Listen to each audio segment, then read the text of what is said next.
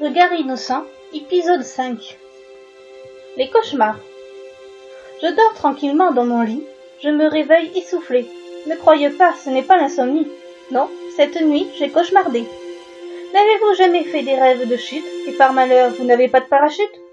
Des rêves où un monstre vous poursuit, mais vous faites du surplace à l'infini? Lorsqu'on se réveille, c'est en sueur, le cœur tout palpitant de peur. On essaie de se rendormir sans le refaire, mais des images en tête dont on ne peut se défaire. Je me calme et je me rendors.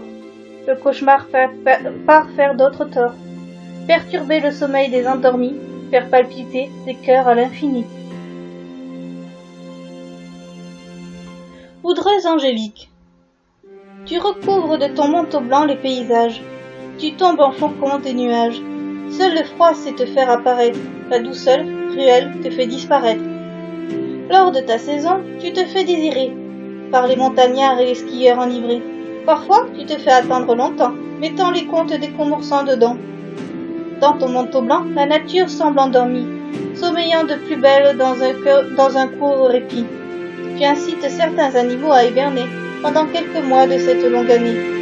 À travers de beaux paysages blancs, tombent les flocons aux allures géométriques, à travers et dansant. Tu tombes dans une certaine dynamique. Tu as toujours réjoui beaucoup d'enfants, à travers des combats dans la neige en tétin. Les bonhommes de neige poussent du tapis blanc, tombe la neige au cœur battu. Les mots qui me noircissent. Quelques mots posés sur moi me noircissent, dissimulant ma blancheur, moi, papier vierge. Le froid de la pointe de ta plume me saisit. Ces mots me colorent au fil de ma page. Quel message vas-tu faire parvenir à moi, simple messagère de tes pensées? Tes mots vont-ils les saisir, ou vais-je être dans un coin abandonné?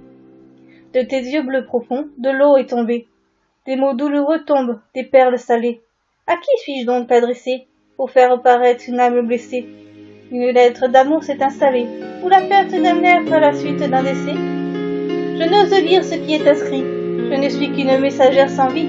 Pourtant ta plume me fait vivre, à travers tous ces mots qui vibrent. Pardon, j'ai cédé à la tentation. Je suis messagère d'un événement. Je te fais mes félicitations. Tu es enceinte au cœur battant. Tes larmes étaient donc de joie, tout le sourire, je vois. Depuis le temps que tu l'attendais, le grand jour est enfin arrivé. Porteuse du plus précieux des messages pour ton mari militaire en voyage.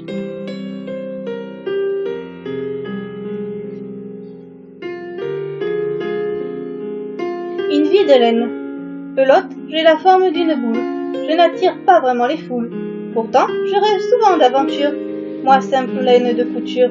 Je rêve de pourchasser vos souvenirs. Moi, simple fil en quête d'avenir. Je veux parcourir des paysages angéliques. Moi, fil d'Ariane mythique. Je veux raviver des images au long de mon parcours sur mon voyage. Je ne suis qu'une simple pelote de laine, que des aiguilles tricotent la semaine. Tu finirais sans doute en vêtements comme tant d'autres laines avant. Moi qui rêve d'aventure auprès de vous, je les vivrai un jour à votre cou.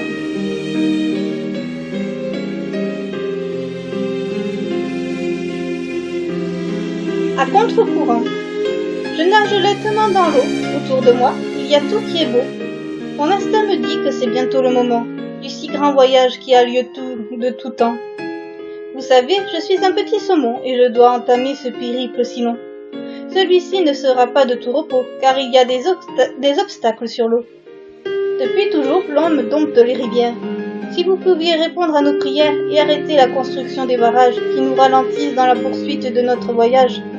Oui, je sais qu'il existe des passages, mais je suis nostalgique aujourd'hui, du temps passé qu'on oublie, où tant de rivières étaient encore sauvages. Nous continuons notre périple comme l'ont fait nos ancêtres multiples. C'est notre seul moyen de survie pour une reproduction accomplie. Nous avons les ours à affronter qui veulent nous dévorer à chaque tournant affronté avant que le voyage soit terminé. Le grand jour, on va se reproduire. Aujourd'hui, c'est la fin, on va mourir. La fin du voyage est ainsi, mourir afin de donner la vie.